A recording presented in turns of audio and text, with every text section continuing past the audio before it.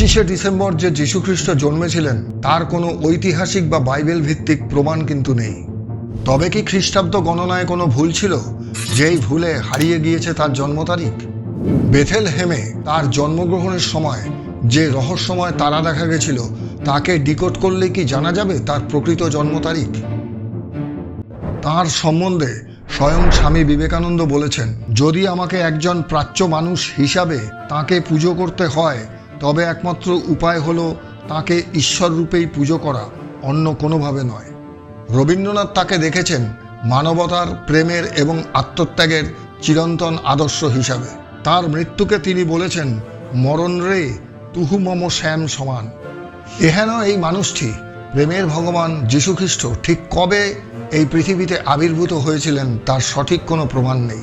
নমস্কার, আমি Ashis. Explore with আশিসের এই অনুষ্ঠানে আমরা চেষ্টা করব মহামানব যীশুখ্রিস্টের প্রকৃত জন্ম তারিখের রহস্য উদ্ঘাটন করতে।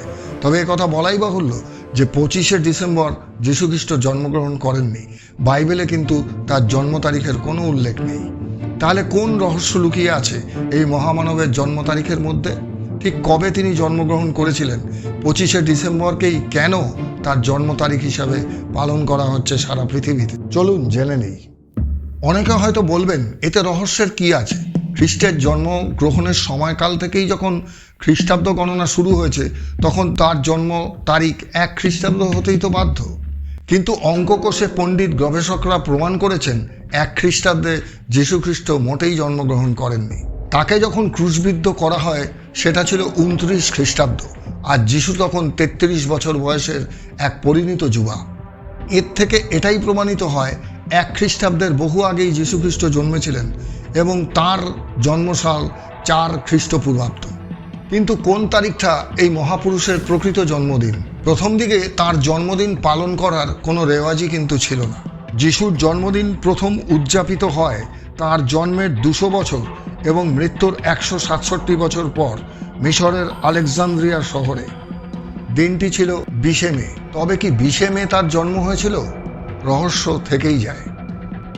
এরপরের ঘটনা আরও চমকপ্রদ। কোনো এক অজানা কারণে এপ্রিলের কোনো একটি দিন ধার্য হলো তার জন্মদিন হিসাবে এবং মহাসমারোহে তা পালনও হতে থাকলো। কিন্তু বেশি দিন নয়, পরবর্তীকালে জানুয়ারি মাসের কোনো একটি দিন ধার্য হলো তার জন্মদিন হিসাবে এবং মহাসমারোহে পালিত হতে থাকলো সেই দিনটি, এবং পরবর্তীকালে বাতিল হলো সেই দিনটিও। তারপরে এলাম আমরা এই 25শে ডিসেম্বরের তারিখে। এরপরে বেশ কিছু ঘটনার কথা উল্লেখ করব যা যিশুর জন্ম তারিখটিকে আরও জটিল এবং রহস্যময় করে তুলবে। আসুন জেনে নেই সেই ঘটনাগুলো একের পর এক। সময়টা 6ষ্ঠ শতক। খ্রিস্টান সন্ন্যাসী ডায়োনিসিয়াস এক্সিগিউস যে ক্যালেন্ডার বানালেন তাতে তিনি খ্রিস্টাব্দ গণনায় করে ফেললেন একটা ভয়ঙ্কর ভুল।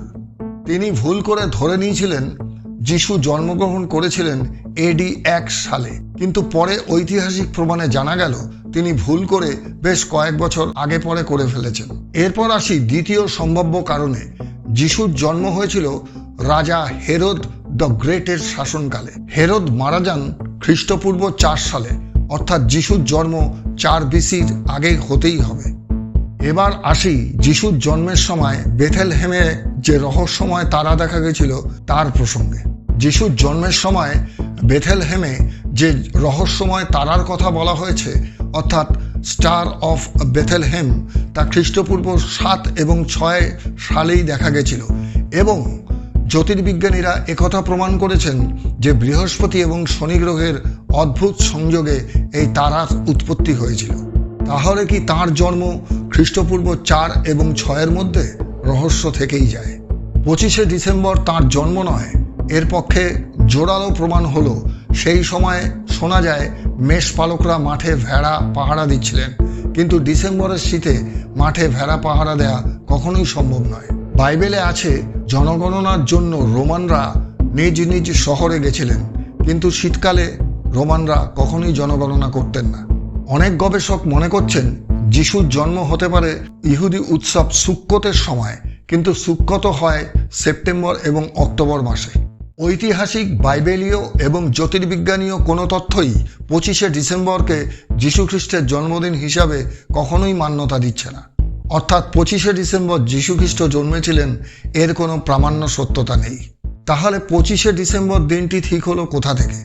এটি এসেছে রোমান ইতিহাস এবং রাজনীতি থেকে, বাইবেল থেকে নয়। সল ইনভিক্টাস অর্থাৎ অপরাজেয় সূর্যদেব উৎসব, যা ঘটত 25শে ডিসেম্বর শীতের শেষের সময় 4র্থ শতকে, অর্থাৎ প্রায় 336 এডি, খ্রিস্টধর্ম রাষ্ট্রধর্ম হবার পরবর্তী সময়ে রোমান চার্চ সিদ্ধান্ত নেয় সূর্যদেবের জন্মদিনের জায়গায় যিশুর জন্মদিন পালন করা হবে।